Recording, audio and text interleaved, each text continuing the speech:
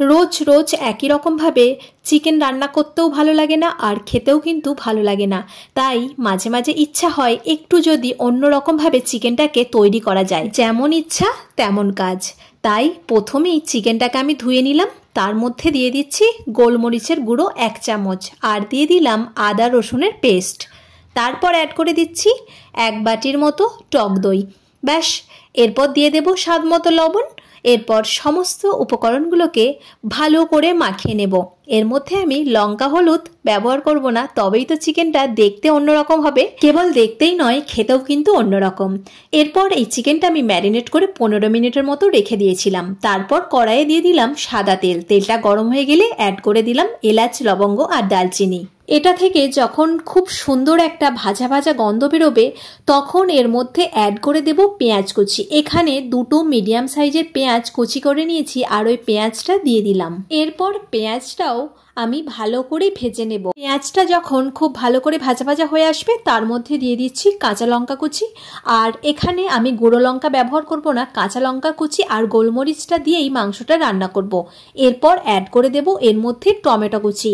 এখানে আমি একটা মিডিয়াম সাইজের টমেটো ছোট ছোট করে কুচি নিয়েছি আর এটা এর মধ্যে অ্যাড করে দিচ্ছি। এরপর এর মধ্যে অ্যাড করে দেব 2 চামচের মতো কসুরি মেথি। এটাই কিন্তু মাংসের স্বাদটাকে অন্য দিনের থেকে একদম আলাদা করে তুলবে।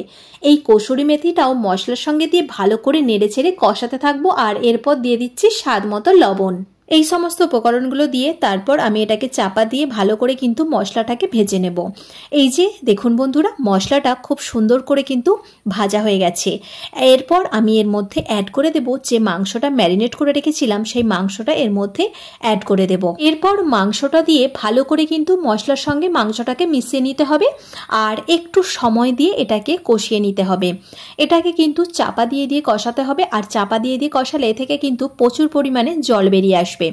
এইভাবে আমি এটাকে চাপা দিয়ে দিয়ে মাঝে মাঝে একবার করে খুলে কষিয়ে নিচ্ছি। আর এই দেখুন বন্ধুরা, কতটা পরিমাণ মাংস থেকে জল বেরিয়েছে। এইভাবে মাঝে মাঝে একবার করে চাপা খুলে মাংসটাকে নেড়ে দিতে হবে আর নেড়ে চেড়ে কষিয়ে নিতে হবে। এরপর এর মধ্যে আমি অ্যাড করে দিচ্ছি 1 চামচের মতো ধনে গুঁড়ো আর অ্যাড করে দেব 1 চামচের মতো ভাজা জিরের গুঁড়ো। ধনে আর জিরে দিয়ে মাংসটার সঙ্গে ভালো করে মিশিয়ে নিতে হবে। এরপর এটাকে আবার আমি কষাতে থাকবো। বন্ধুরা, যদি ভিডিওর কোনো অংশ ভালো লেগে থাকে তো প্লিজ আমার ইউটিউব চ্যানেলটি সাবস্ক্রাইব করে নেবেন। আর যদি ফেসবুক পেজ থেকে দেখে থাকেন তো প্লিজ পেজটি ফলো করে পাশে থাকার অনুরোধ রইল। এই দেখুন, এইভাবে আমার মাংসটা কষিয়ে নিচ্ছি আর এরপর আমি শেষের দিকে দিয়ে দিচ্ছি কাজু বাদাম পেস্ট। কাজু বাদাম আমি এখানে গোটা 10-12 মতো কাজু বাদাম নিয়েছিলাম, সেটাকে একটু পাতলা করে পেস্ট করে দিয়ে দিলাম আর ওই বাটি ধোয়া জল দিলাম। তারপর দিয়ে দিলাম 1 চামচের মতো চিনি। এই তরকারিটা একটু মিষ্টি মিষ্টি হবে, যেহেতু টক দই আর টমেটো দেওয়া আছে তাই স্বাদটা ব্যালেন্স করার জন্য চিনি কিন্তু দিতেই হবে। তারপর অন্য একটি কড়া নিয়ে নিয়েছি, তার মধ্যে দিয়ে দিলাম 1 চামচের মতো ঘি। তারপর দিয়ে দিচ্ছি 1 চামচের মতো মৌরি। মৌরিটা ভালো করে ঘিয়ের সঙ্গে কিন্তু ভেজে নিতে হবে আর মৌরি থেকে যখন সুন্দর একটা গন্ধ বেরোবে তখন এর মধ্যে অ্যাড করে দেব ক্যাপসিকাম আর পেঁয়াজ কুচি। এখানে ক্যাপসিকাম আর পেঁয়াজটা এইভাবে বড় বড় করে কাটতে হবে আর এটাকে আমি মৌরির সঙ্গে ভালো করে ঘি দিয়ে কিন্তু ভেজে নেব।